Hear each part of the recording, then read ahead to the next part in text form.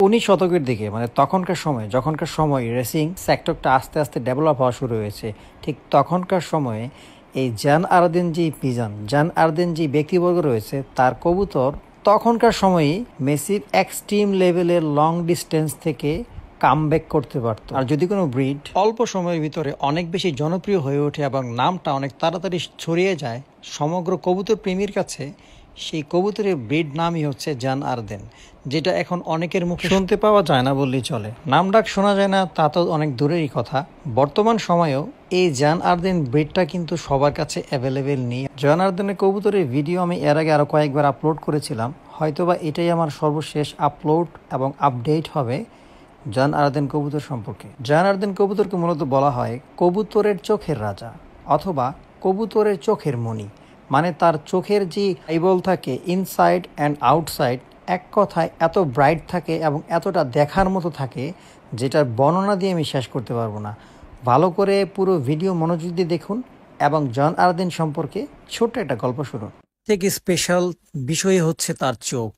Result তো রয়েছে, কালারও রয়েছে, মানে কবুতরের যে কালার থাকে, কিন্তু সব থেকে আকর্ষণীয় বিষয় হচ্ছে এই কবুতরের চোখ। আরদিন যেই ব্লাড নামকরণ করা হয়েছে, মানে কবুতরের একটা ব্লাড লাইন, তো সেই নামটা মূলত একজন ব্যক্তিবর্গের, আর তার নাম অনুসরণ করে এই কবুতরের ব্লাড লাইনের নামকরণ করা হয়েছে জান আরদিন। এবং তার মধ্যে যথেষ্ট পার্থক্য রয়েছে অন্য সব রেসিং পিজন থেকেও। আর আপনারা অনেকে জানেন কি না, শতকরা 95% রেসিং কবুতরের নামকরণ করা হয়েছে তার পালনকারীর নাম অনুসরণ করে।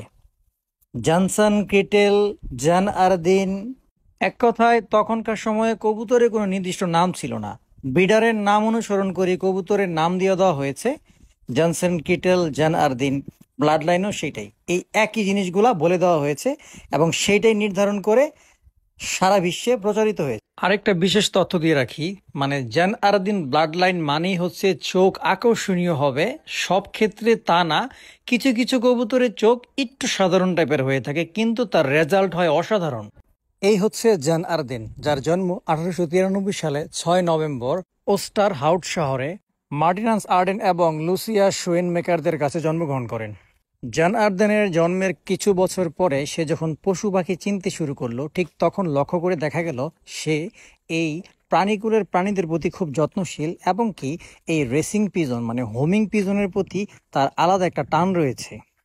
হোমিং পিজনের প্রতি তার আলাদা একটা টান থাকার কারণে 18 বছর বয়সে তিনি ওয়েস্টার হাইউটের একটি রেসিং পায়রা ক্লাবের সদস্য ছিলেন। এখানে অল্প সময়ের মধ্যে তিনি ভালো স্বল্প ও মধ্য দূরত্বের রেসারের মালিক ছিলেন। তখনকার সময় 1914 সালের দিকে হল্যান্ডের বা নেদারল্যান্ডস বেডার ওমেন্স একটি বিখ্যাত কবুতরের ব্লাড ছিল এবং যে ব্লাড ধারা তারা 1930 থেকে 1940 সালের মধ্যে ওমেন ক্লাসিক ইভেন্টে 14টি পুরস্কার জিতেছিল, প্রথম স্থান অধিকার করেছিল। রেসিং সেক্টরে জান আরদিনের এমন একটি অমরত্ব এবং কৃতিত্ব উনি রেখে গেছে, যার কারণে প্রতিটা মানুষ প্রতিটা খেলায় ওনার নাম নিবেই এবং ওনার কবুতর সম্পর্কে, ওনার দৌড়পাল্লা দৌড় খেলা সম্পর্কে বলবেই, প্রশংসা করে যাবেই। এবার একটু তার হিস্ট্রিতে যাওয়া যাক।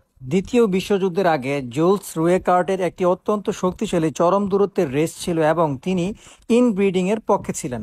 তিনি একজন সাধারণ মানুষ ছিলেন যা কখনো প্রচারের খোঁজ করেননি। তার সূক্ষ্ম প্রজননের মাধ্যমে 1920 থেকে 1930 সালের মধ্যে তিনি তেমন একটা বিখ্যাত হননি, কিন্তু সে মনে করত বেলজিয়ামদের সেরা কবুতরের সাথে তার কবুতর সম্পূর্ণ প্রস্তুত ছিল রেসিং খেলায় অংশগ্রহণ করার জন্য। জান আরদিন উইথ দ্য 37 and 49 একটি বিখ্যাত দম্পতি ক্লিনলি ক্লোজের সাথে গঠিত। এই প্রধান দেলবার ভিত্তিক কবুতরগুলো দিয়ে রাতারাতি দৌড়পাল্লার দৌড়ের নিয়ম পরিবর্তন করা হয়েছিল। এই কবুতরগুলো 50 বছরেরও বেশি সময় ধরে এই রেসের উপর আধিপত্য বিস্তার করেছিল।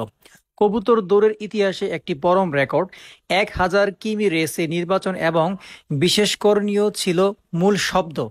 এর সাফল্য করেছিল অসাধারণ, কারণ সেই রেসে অংশগ্রহণ করেছিল জান আরদানের কবুতর এবং সেখান থেকে নির্বাচনী ফলাফল শোনার পর সাফল্যের সৃষ্টির দিকে এগিয়ে যায় জান আরদানের কবুতর। তো যাই হোক, আজকের ভিডিও পর্যন্তই ছিল। কখনো আবার নতুন কোনো চমক কিছু নিয়ে হাজির হব। সবাই ভালো থাকেন, সুস্থ থাকেন। আসসালামু আলাইকুম, আল্লাহ হাফেজ।